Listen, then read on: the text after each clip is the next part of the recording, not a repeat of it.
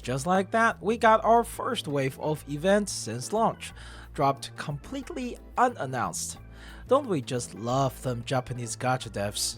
Welcome to the first episode of Exedra Newsroom, actual name pending, where we break down what's happening in Magia Exedra so you don't miss anything important. First up, the 1 million download celebration campaign has begun.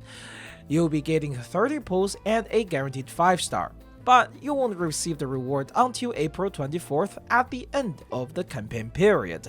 To qualify, you only need to beat chapter 10 of the standard mode, which is the Mermaid Witch. There is also a limited time training spree mission, only lasting 5 days in total. We'll be getting magic level materials and the XP items, basically early game progression boost. I do wish they would drop things like this on reset though, because I've already used up all my stamina recharge today. Now let's talk about the real star of this patch, the new event featuring Kyokomami, which honestly caught me off guard a bit, because I expected Sayo Kyuko event to come out first for the pair.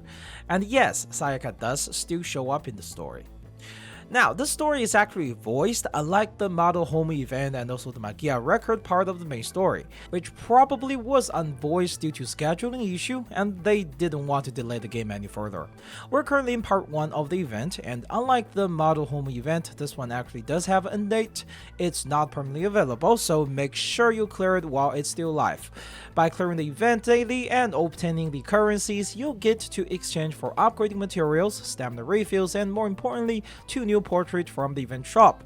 The first one is called Captivated by Where You Stand, which increases your element hit rate by 20 to 30%. The second is To Be an Ideal Magical Girl, and that one boosts the debuff hit rate by the same amount. Neither of these portraits really help Mami herself, since she is a buffer, not a debuffer, but it's kind of make me think that Kyuko, who might drop with part 2 of the event, could end up being a debuffer. That element portrait in particular is looking kind of cracked on Felicia. One of the reasons people don't rate her that highly right now is because her stun only has a 60% hit rate, but with this portrait, she gets a huge boost.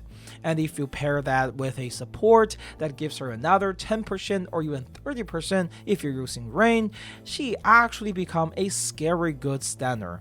And she could make a massive difference in both PvE and PvP content. That said, enemy do gain stun resistance each time they get hit with it, so don't just spam it, timing still matters. Alright, let's take a look at the score attack now, which is coming in part 2 of the event on April 4th. According to the in-game notice, this mode will let you challenge your boss on multiple difficulty level, and you'll be rewarded in 2 ways, based on your highest individual score and your total accumulated score across runs.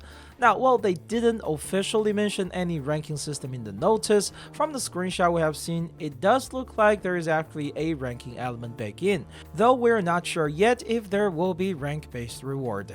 If the screenshot is reflective of the actual event, then we'll be fighting against the Desert Witch this time, and each clear gives you a final score based on your max damage, the round you cleared, how much HP you had left, and a difficulty multiplier.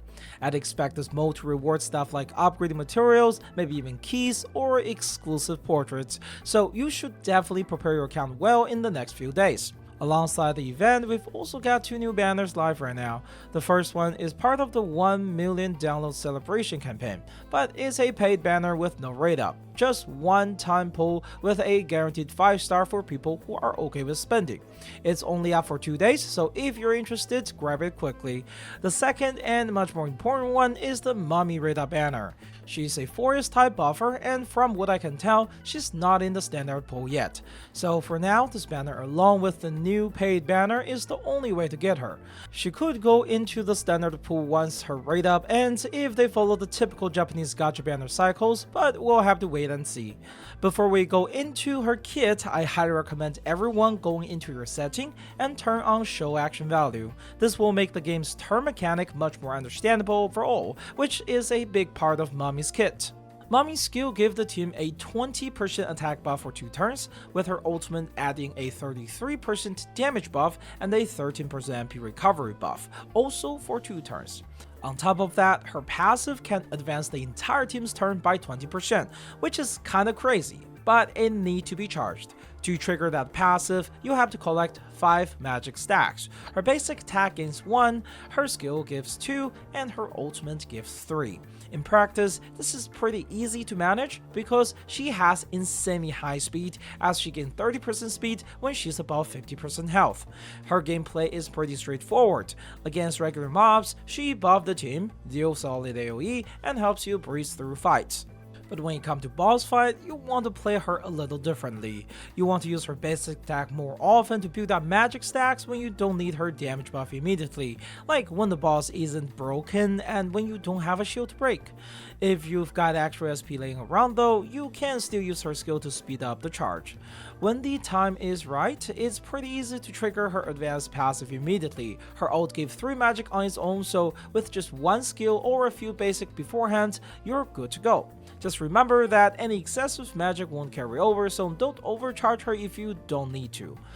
For portrait, I'd recommend going with MP recovery for now. Her ultimate not only gives strong buffs, but it also helps her build magic, and that's a huge part of her value. Or you can also opt into the speed one if you have access to a good one to speed tune. Her support passive is also worth noting. She gives 25% speed and 10% MP recovery to forest characters. That makes her a great choice as a forest support Kyoko for both support and DPS characters.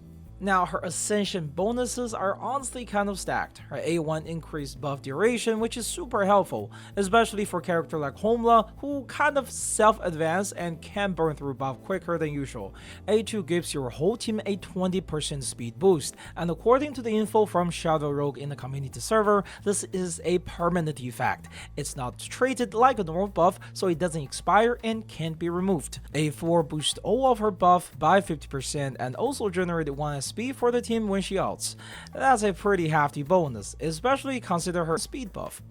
Personally, I think she fits well with most DPS units, but should you pull for Mami?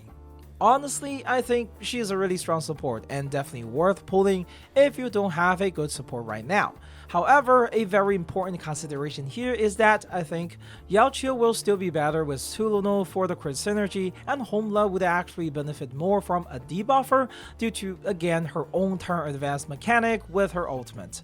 Additionally, there is something I want to point out based on my experience with Japanese gacha gaming in general. You can usually expect around 20 to 30 new characters per year, with about 5 to 10 of them being seasonal or limited units that won't get their rerun until a year later. On top of that, unlike Hoyoverse games that flood you with currency from daily quests and event per patch, Magia Exedra give most of its pool through events and game modes without announcement, making it difficult to predict. Mami is strong, but if you're tight on resource or if Kyoko is more of your style, I would at least wait for a bit before pulling on the banner. New banner could drop unannounced just like this one. The point is, don't blow all your pulls right now and regret later. Anyway, that about wraps up everything in this mini patch. Do you guys think you are ready for the score attack? Also, what do you guys think about Mami? Let me know in the comment down below. As always, this has been SteamBandNext. Thanks for watching, and I'll see you in the next video.